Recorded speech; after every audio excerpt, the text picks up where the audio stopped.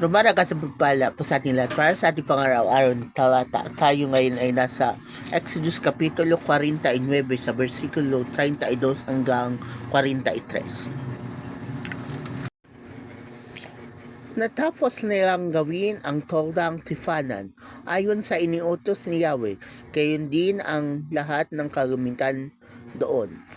Ipinakita nila kay Moses ang lahat, ang tabernakulo, ang tolda, at lahat ng gamit dito. Ang mga kawit, ang mga bastidor, trabesanyo, tukod at mga tuntungan nito.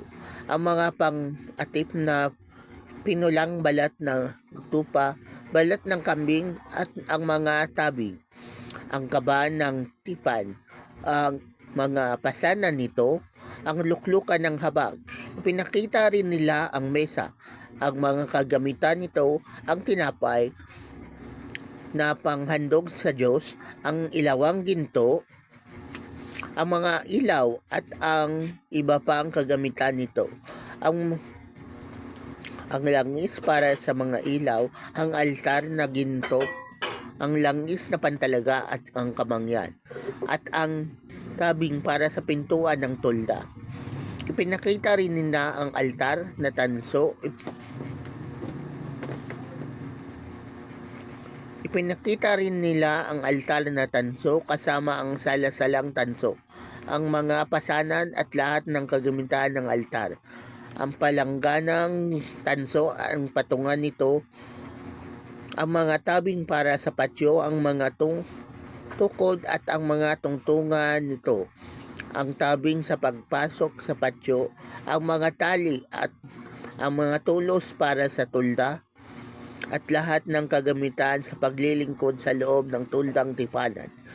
Ipinakita rin nila ang sagradong kasuotan ng mga saserdote, ang sagradong kasuotan ng saserdoteng si Aaron, at ang kasuotan ng kanyang mga anak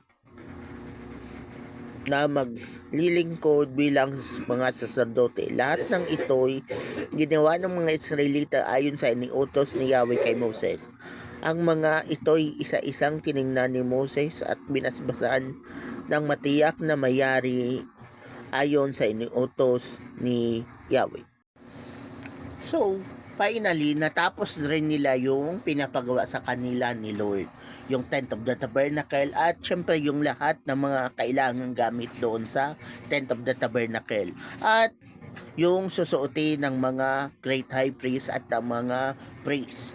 So, binasbasan sila at bininet sila ni Moses.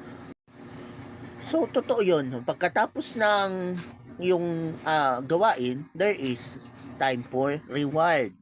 So, yun.